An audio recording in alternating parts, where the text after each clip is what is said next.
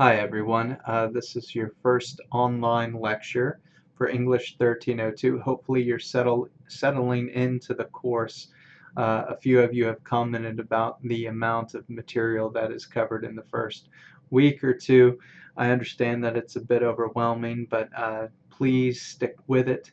It'll all make sense as it goes, and I believe the load will be lightened a little bit once you get these preliminary aspects done. Online courses always have a little bit more setup to them than traditional face-to-face courses, because so much of what we have to do in order to communicate effectively is through the internet. So you have to learn all the ins and outs of the different software.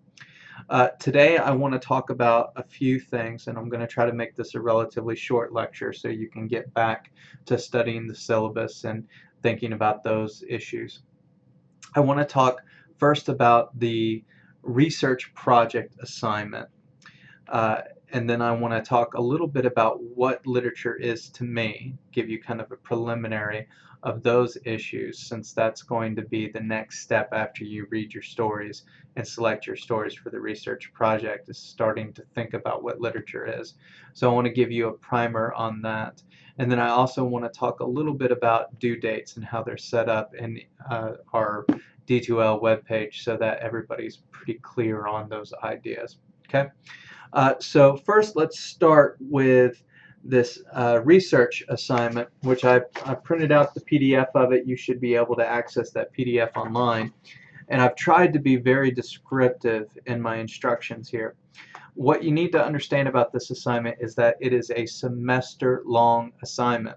So you are starting this week developing this assignment, and it's going to be a step-by-step sort of thing.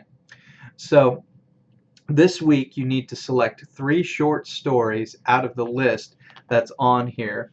The list includes a number of fantastic, well, all the stories are amazing, but you have Chinua Achebe, Dead Man's Path, Sherman Alexie, This Is What It Means to Say Phoenix, Arizona.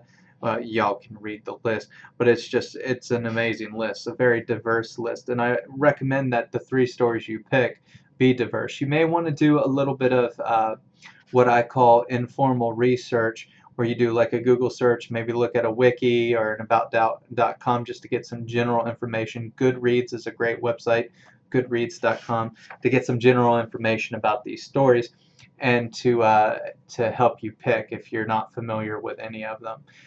But the key here is that you pick 3, and you need to read those stories. You're going to read those stories. And then the next step is you're actually going to post what your top choice is on that discussion board. So in the next discussion board, you're going to post something along the lines of, my top choice is The Things They Carried by Tim O'Brien, and explain a little bit why that's your top choice. Now, what happens though is a lot of students end up picking the same stories, so this is where the fun comes in, and this is where the discussion starts. I want you to see if anybody has picked your story and why they chose it, and engage in a debate with that person, a respectful debate, but a debate nonetheless, where you use some of this informal research and your reading to argue why you want the story and why your interpretation or you spending time on that story might be more productive than them. Now, don't acquiesce right away. Some of you might acquiesce. That means give up right away and say, okay, I'll pick my second story, because then there's no discussion, there's no debate, and this will give it more the vibe of a face-to-face class if we're getting into a discussion here. And remember, you want to include some of that informal research from those sites. Informal research, it's okay to use some of those things like wikis, because you might not be very familiar with these stories yet. But you do want to read the stories before engaging in this, because if you don't, you'll be at a huge disadvantage. I'm going to be looking at these discussion boards, and based on the quality of conversation, I'm going to give you your first choice if you have the best conversation. However, if the debate shows that you don't, then it'll go to the other person. And I'll send out a list maybe next week, I think it is, or it might be after Labor Day. You'll have to check the due date and what I say there, of the assigned stories, okay? So remember, which story you get is hinging on your knowledge of the story, your ability to discuss and debate it well via an online discussion board, the respectability of your comments, and how you use material from those stories. And you'll be starting to learn a few of those things. We'll read a few chapters in the fiction section during this What is Literature part of the class. So those are the first steps for this assignment. The research assignment, as I said, is a semester-long assignment. You're going to write a research paper at the end of the semester. You're going to keep a research journal which will document all these articles you look at for the story, and there's different types. There's an online article, a review of the short story, a web article, database article, a video, that sort of thing. And I'll talk about each of those each week or every 2 weeks, depending on when it comes due. Okay. The other thing about this I want to emphasize is, since it's an ongoing assignment, you want to keep track of all your notes, all your information, and really continue to think about how the story that you've selected or that you've ended up being assigned really illustrates this idea of what is literature that we're going to talk about. So your first paper is actually what's called the definition paper. In 1301 you should have done the definition rhetorical mode. If you didn't and you still have the Successful College Writing textbook, look at that chapter to review.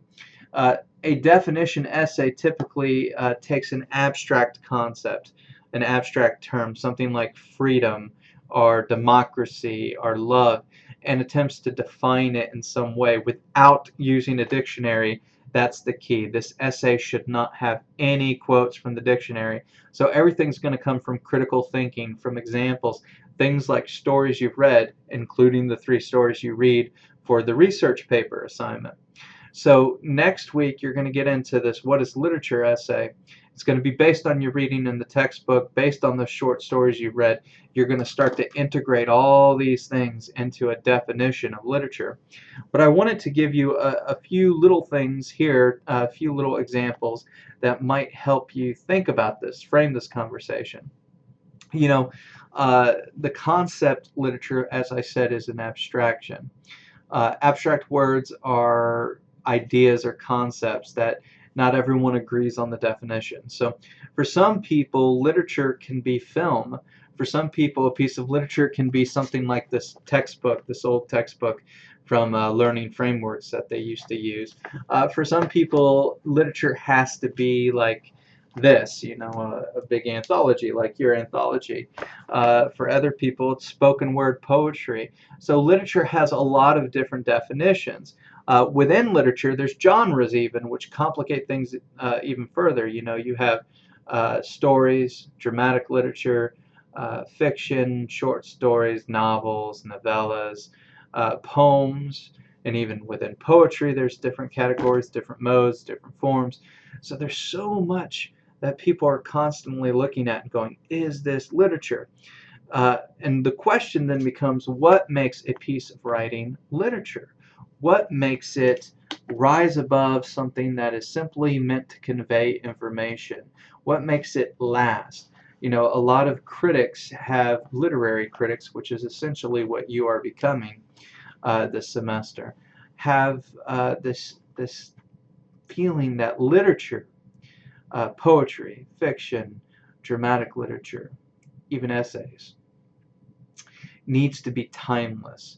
So the things in a poem or a story or an essay need to transcend, that means rise above, our current experience and speak to people beyond this generation. So, you know, there are some poems that make no sense to us because we weren't born in 1654.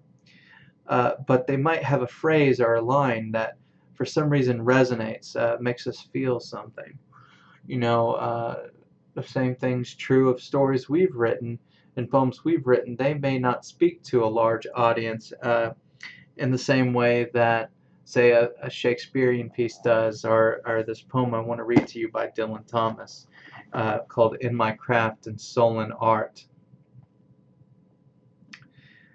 In my craft or sullen art, exercised in the still night, when only the moon rages and the lovers lie abed, with all their griefs in their arms, I labor by singing light, not for ambition or bread.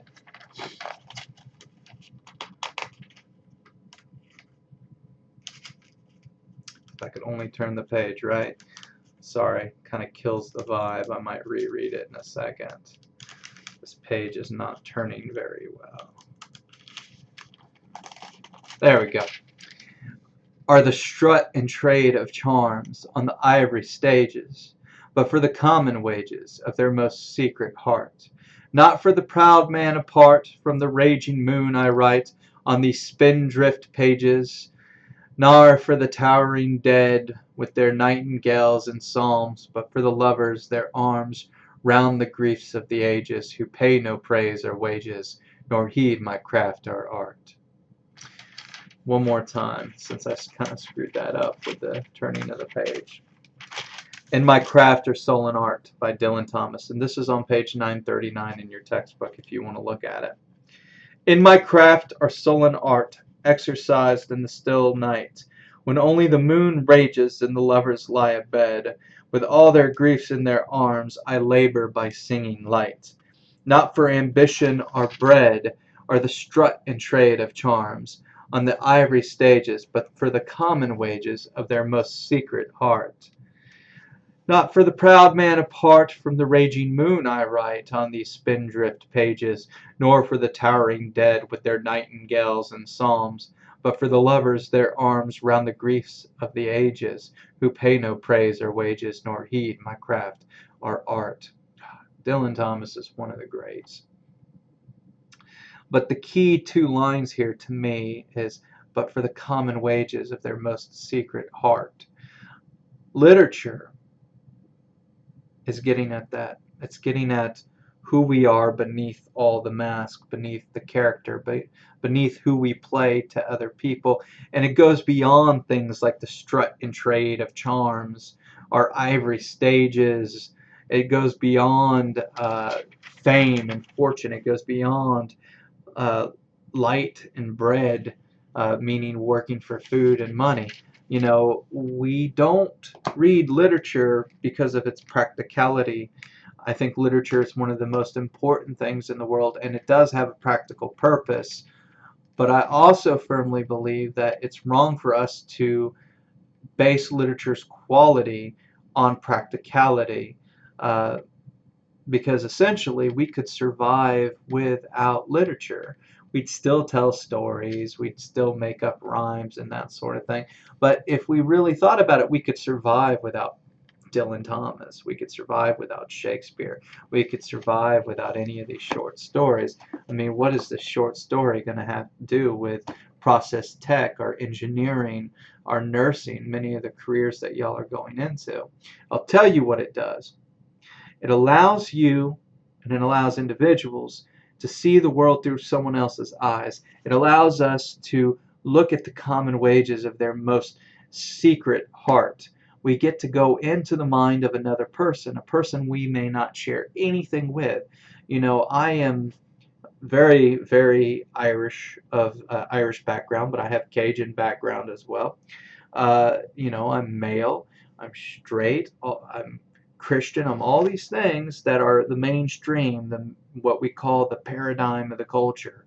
And because the paradigm is the main way the world is looked at by the culture through those eyes, and our culture is really set up that way. There's a huge tradition sociologically of our culture being geared toward white, male, Anglo-Saxon, Protestant. So some things to keep in mind when you're analyzing literature. In fact, those critical views that you look at the back of the textbook in your reading will talk a bit about that. And so my worldview is the dominant worldview still, even though things have become more diverse. And it's the power paradigm, essentially, in our culture. And what that means is how I see the world is how is imposed upon other people. Whereas what I really need to do is be able to see the world through, say, a black female's worldview or a homosexual male's worldview. Be able to see the world through somebody else's eyes. because that makes me more compassionate, more empathetic. And professionally, the relevance for those of you who are going, well, I only want to do something that's practical. Professionally, the ability to understand another person's perspective who comes from a wildly diverse background from you is absolutely essential to being successful in this economy. We are becoming a more diverse society. And so literature helps us do that. It helps us imagine the world we'd like to live in as opposed to the world as it is. Which leads me to another guy. This is Northrop Frye's The Educated Imagination. If you're really interested in this sort of topic, this is the man to read, Northrop Frye. Fantastic book. And I have a few quotes that I think will help frame your thinking as you're reading these things and working toward that first real essay for the class. One of the quotes is on page 19 in The Educated Imagination, where he says, "So you soon realize that there's a difference between the world you're living in and the world you want to live in." A little bit of context for this comment. What he's talking about is that as we grow, as we mature, our fantasy worlds, our worlds of imagination and reality begin to separate. You know, when you're a little kid, your imagination's pretty darn powerful. And in a lot of ways, little kids see the world as they want to see it. Uh, but as they get older, we ask them more and more to see the world as it is. And that's essential for maturity. The problem with that, though, from a literary perspective and from a creative perspective, is now what happens is so many people settle for the world as it is rather than the world as they want to see it or the world they want to live in. And so what literature allows us to do is reclaim some of that, or to challenge the world as it is by imagining the world in a slightly different way or seeing it from a different perspective. Uh, you know, as we grow, as he says here, you begin to not only separate yourself from nature, but you start to construct a human world and separate it from the rest of the world. And that's part of what literature does. Literature is, as far as we know, scientifically, we're the only species that creates stories and tells stories. We create myths. You know, myths are a big part of how we see the world. Um, Anyway, so here's some more quotes that are really interesting. We've already called this the language of practical sense. What he's getting at there is the difference between essay writing language, the language you'll use to write an essay, and the language of poetry or fiction. Then there's the level of imagination, which produces the literary language of poems and plays and novels. The reason I bring up this quote, you know, in your science classes, in your technical classes, and that sort of thing, you need to use the language of clarity, the language of precision, the language of practical sense. Essays, even essays about literature, need to use the language of practical sense. This clarity trumps complexity every single time with an essay. But literature, poems, short stories, plays, personal essays, creative nonfiction, those sorts of things use a different language, and that's the language of the imagination. This is where we get figurative language from, you know, metaphors, similes, anaphora, metonymy, synecdoche, these terms that you'll learn later in the semester if you don't already know. It's very important to distinguish between the two. When you write an essay for 1302, you're using the language of practical sense. That's an academic essay, but you're analyzing actually something that's written in the language of the imagination. And the language of the imagination has greater demands than the language of practical sense in many ways. The simple point is that literature, this is on page 27 of The Educated Imagination, the simple point is that literature belongs to the world man constructs, not to the world he sees, to his home, not his environment. Now that second little phrase there, to his home, not his environment, may confuse some of you. What Frye is getting at here, and what I think the textbook will reveal once you start putting together these stories and thinking about them really in depth. And when I say think about them, I mean I want you to read them and I want you to ponder them. I want you to really, what is the author getting at here? Because a good story never tells you its point. It's never that easy. And a piece of literature is attempting to transcend its time. So if it's very what we call didactic, argumentative, it's going to give you its answer, and that's not really transcending, right? Because what's true for us today might not be true for the culture 100 years from now. I mean, what's true for well, this college didn't exist 100 years ago. Most of the people who are signed up for school here wouldn't have even gone to college 100 years ago. The economy was completely different. So the truths that we think and take for granted actually aren't universal truths. So if literature is only speaking practically, then eventually a piece of literature dies out. It's no longer literature. It just becomes text on a page. I hope you understand what I'm getting at here. So what Fry's talking about with literature is that it comes from our home, and our home is ourselves. Our home is our mind. Our home is our spirit, our soul, our imagination. That's where our imagination finds its home. That's where it lives, is in the soul and spirit, in the mind. It doesn't exist outside of us. It's completely within us, and we project our imagination upon the world. And some people live only in that imaginative world. So literature comes from that imaginative world, rather than it being us documenting what we are seeing out in the world, which is the practical, objective writing that you'll do when writing an academic essay. Literature is us projecting upon the world how it should be, or how we think it needs to be, or, sometimes how we hope it never is. I think about post-apocalyptic literature, books like The Road by Cormac McCarthy, or World War Z by Max Brooks, those sorts of things. I hope nobody out there really wants to see an apocalyptic world or live in that sort of world. So those projections are the world as we hope it isn't and hope it will never be. And so we use those as a way to, I guess, dispel the demons, to use the cliche. But all of it's literature, and it all comes from the imagination. So an important idea to grasp there. Just a couple more quotes before I finish up with the lecture. One of the things to remember with literature is that you don't just read one poem or novel or short story, another, but enter into a complete world of which every work of literature forms a part. This is something that's important really for people studying literature later in their academic careers. With you just entering into this is probably the thing that students find the most difficult when they're reading. Poems, plays, short stories, novels. They all allude to earlier works. They all talk about earlier works, even when they're not specifically quoting or taking a section from an earlier work.